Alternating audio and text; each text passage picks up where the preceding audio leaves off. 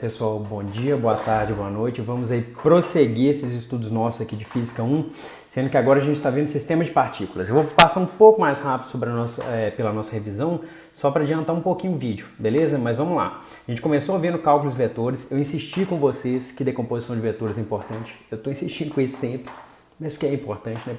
Além de eu ser chato, é porque é importante mesmo. A gente falou um pouquinho de tempo e posição, a gente definiu velocidade, definiu aceleração, a gente falou o caso de aceleração constante, a gente falou o caso de movimento circular uniforme, onde a aceleração tinha módulo constante, mas o vetor não era constante. A gente falou de movimento relativo, falou da primeira lei de Newton, que era a lei da inércia, que nos dava aí o sistema de referencial inercial.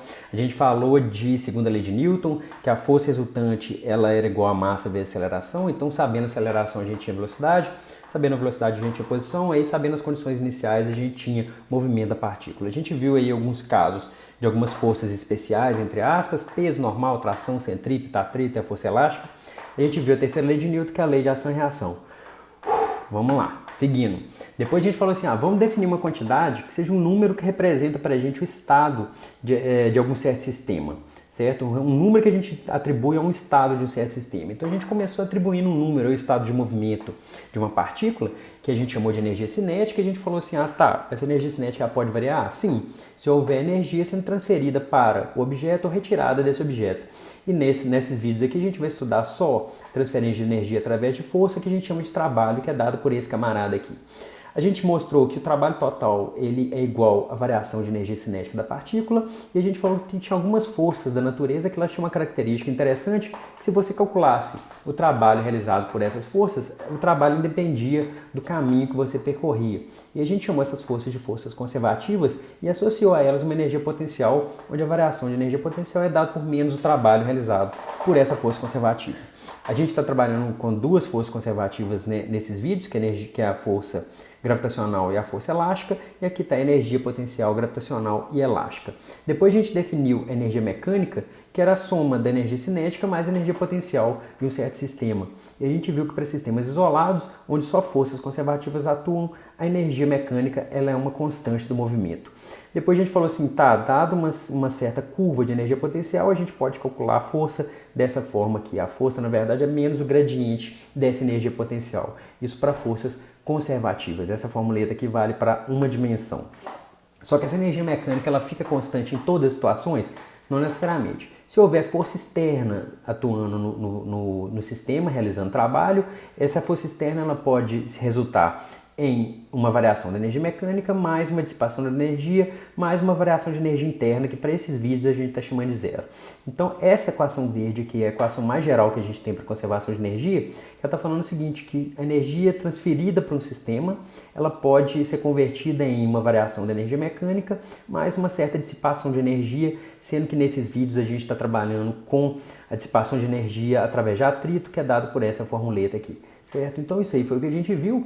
No último vídeo a gente falou de centro de massa, a gente definiu o centro de massa dessa forma. O centro de massa ele é uma média ponderada da posição de cada partícula em conjunto com a massa de cada partícula, certo? Então a posição do centro de massa em x, em y e z para uma certa partícula é dado para um certo sistema, para um certo sistema é dado por essas formuletas aqui. Então, se eu tiver esse sistema aqui, a gente consegue calcular qual que é o centro de massa desse sistema utilizando essas equações aqui. E para corpos maciços, a gente tem que realizar essas integrais aqui embaixo, que a gente já discutiu um pouco no último vídeo também. Bacana!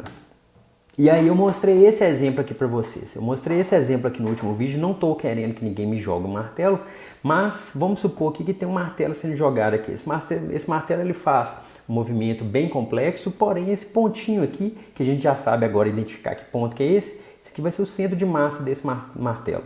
Então o centro de massa desse martelo ele vai percorrer esse caminho aqui, ó, que é esse caminho que a gente já conhece, é aquela curva, quando a gente calculou lançamento de projéteis. Então o centro de massa, ele está percorrendo essa curva aqui, é como se fosse uma partícula se movendo nessa curva sob a ação da força gravitacional. Por que isso está acontecendo? Como que isso está acontecendo?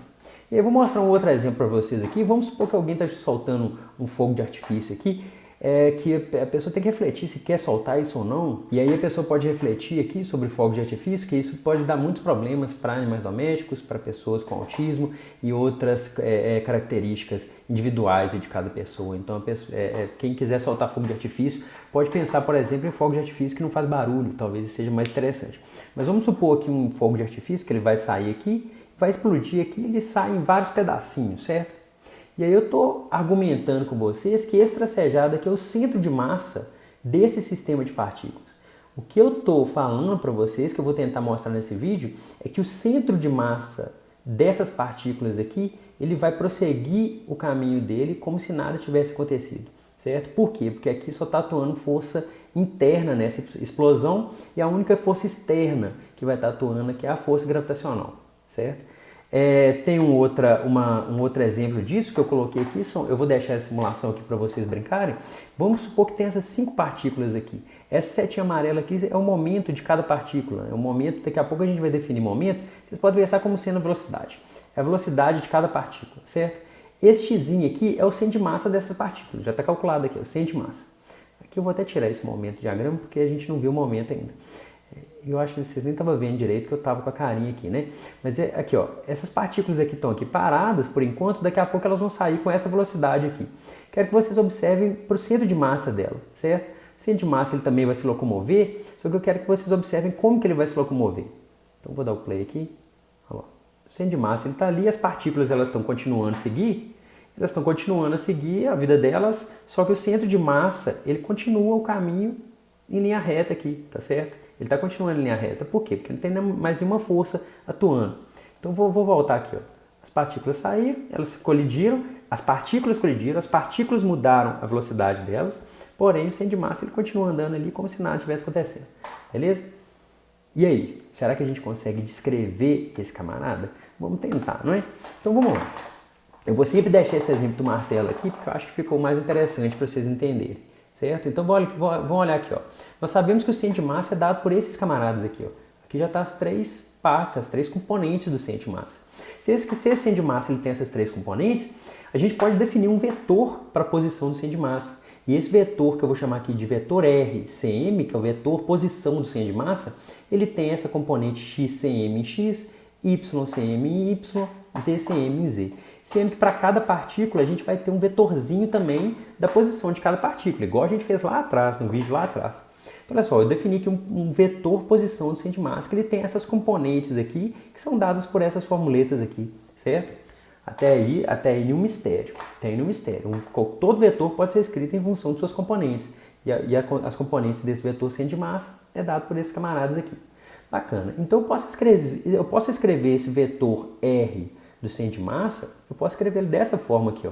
É uma média ponderada da posição de cada partícula, do vetor posição de cada partícula ponderado pela massa de cada partícula.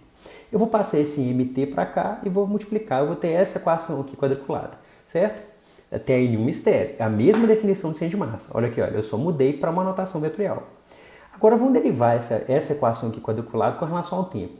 A massa total é constante, então vai sair para fora da derivada, eu vou ter a derivada de uma posição com relação ao tempo. O que é a derivada de uma posição com relação ao tempo?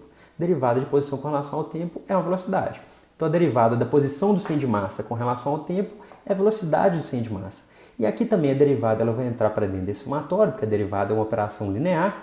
E aí a derivada da posição aqui vai ser velocidade. Então olha só, eu tenho essa equação aqui verde, que é uma equação muito importante. Já deixa escrita aí, escreve ela aí agora, que ela vai ser muito importante para vocês. Mas olha só, a massa total vezes a velocidade do centro de massa, isso aqui vai ser igual à soma da massa de cada partícula vezes a velocidade de cada partícula. Só derivei esse camarada. Mas já salva essa equação aqui, que ela vai ser muito importante para vocês, certo? Então bacana. A gente tem aqui, ó, da posição do centro de massa a gente chegou nessa equação. Se a gente deriva essa equação, a gente chega nessa equação verde. O que eu vou fazer aqui agora é derivar essa equação verde com relação ao tempo. Só que olha só, se aqui eu tenho velocidade e aqui eu tenho velocidade, derivada da velocidade com relação ao tempo é o quê? É aceleração. Então se a gente deriva essa equação com relação ao tempo, a gente tem o quê? Do lado esquerdo aqui eu tenho a massa total vezes a aceleração de quem? Do centro de massa. Beleza. Isso aqui vai me dar o quê? Vai dar a soma da massa de cada partícula vezes a aceleração de cada partícula. Vou escrever aqui, eu vou abrir esse somatório aqui. M1A1 mais M2A2 mais blá blá blá blá blá. mn a n. Quem que é massa vezes aceleração? A gente já viu isso, né? Inclusive no começo desse vídeo aqui a gente viu na revisão. Quem que é massa vezes aceleração? Massa vezes aceleração é justamente a força que está atuando nessa partícula 1. M2A2 é a força que está atuando na partícula 2. Mn a n é a força que está atuando na partícula n. Olha só que interessante, essa conclusão que a gente vai chegar aqui é muito importante. Então note o seguinte, essa parte da direita dessa equação azul aqui, ó, M1A1 mais M2A2, blá blá blá, isso aqui é igual, ó, aqui tá errado, ó. Isso aqui, ó, isso aqui é 1. Aqui conserta aqui, eu tô colocando vermelho só para vocês notarem aqui, mas isso aqui é 1, certo?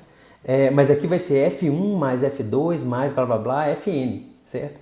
O PDF eu vou tentar consertar, mas só que nota que isso aqui é F1 mais F2 mais papapá até Fn. Então as partículas, olha só, vou voltar aqui. A massa total vezes a aceleração do centro de massa, isso aqui vai ser igual a M1A1 mais M2A2 mais blá blá blá, Mn a n, certo? E esse termo aqui da direita é justamente a força na partícula 1 mais a força na partícula 2, blá blá blá, até a força na partícula n. Só que cada partícula dessa, ela pode estar sujeita tanto à força interna do sistema. Se vocês lembrarem lá do primeiro vídeo de sistema de partículas, as partículas elas podem, a gente deixou essas partículas interagir entre elas. Então essas partículas elas podem estar sujeitas tanto a forças internas ao sistema quanto a forças externas ao sistema. Sendo que essas forças internas elas vão se cancelar por quê? Por conta da terceira lei de Newton. Então isso é muito forte, isso é muito importante, isso é muito bacana. Então olha só, a gente tem a relação da posição do centro de massa, a gente tem a relação da velocidade do centro de massa, guarda essa relação verde aqui que depois a gente vai usar, e a aceleração do centro de massa segue esse camarada aqui, ó. A massa total vezes a aceleração do centro de massa, isso aqui vai ser o quê? Vai ser a somatória de todas as forças internas. Eu simplesmente separei o que é força interna de força externa. É a soma de todas as forças internas mais a soma de todas as forças externas em cada partícula. Só que esse primeiro termo aqui é zero. Por quê? Por conta da terceira lei de Newton. Isso é muito forte, isso é muito forte. A terceira lei de Newton, como as partículas elas podem interagir entre elas. Isso é o que eu estou chamando de força interna. E a interação entre elas acontece um par ação e reação. Por quê? Porque um par ação e reação, a força que essa partícula realiza nessa é igual à força que essa partícula realiza nessa na mesma direção, só que em sentido contrário. Então elas vão se cancelar. Certo? Então as forças internas todas se cancelam, só sobra a força externa aqui. Então a conclusão nossa, essa conclusão é muito importante. Que eu já vou chamar esse somatório de força externa em cada partícula aqui de força resultante externa. Então essa força resultante externa que está atuando no meu sistema de partículas, isso é igual a massa total vezes a aceleração do centro de massa. Por que isso é tão importante e o que tem a ver isso com esse martelo aqui? Vocês lembram que esse martelo aqui ele tinha um pontinho vermelho? Depois eu vou voltar na fotinha dele ali para vocês enxergarem isso direito. Mas ele tem um pontinho vermelho, que esse pontinho vermelho ele vai percorrer essa trajetória. Enquanto o sistema todo está fazendo um movimento muito complexo de rotação e tudo mais, o centro de massa, agora olha para essa equação azul, o centro de massa desse sistema, que é o martelo, ele vai estar sujeito à aceleração desse centro de massa. Olha só, está escrito nessa equação azul. A aceleração do centro de massa está relacionada à força resultante externa. Qual que é a única força resultante externa que esse martelo está sujeito?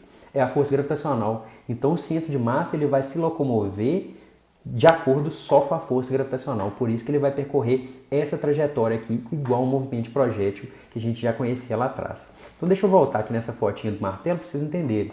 Então olha só, esse vermelhinho aqui é o centro de massa do martelo, certo? Então olha só, o centro de massa do martelo ele vai percorrer esse movimento como um movimento de projéteis. Por quê? Porque ele é o centro de massa e a aceleração desse centro de massa ela vai estar sujeita à força externa que está atuando, a resultante de força externa que está atuando nesse sistema. E a única força externa que está atuando nesse sistema, que é o martelo, é a força gravitacional. Então o centro de massa ele vai percorrer esse tipo de trajetória aqui. Isso é muito forte, isso é bacana, isso é bonito, mas seria bom vocês darem uma refletida sobre isso, certo? Nessa equação aqui, ó. Certo? Nessa equação. Olha só, a aceleração do centro de massa ela vai estar sujeita só a resultante de forças externas. E principalmente o porquê que é só força externa. Porque de acordo com a terceira lei de Newton, as forças internas todas se cancelam. Isso é muito importante. Então esse vídeo aqui ele é muito importante. Ele nos trouxe a segunda lei de Newton para um sistema de partículas. Essa última equação azul nada mais é do que a segunda lei de Newton para um sistema de partículas. Espero que tenha dado para entender. Um grande abraço para todo mundo. Falou, tchau!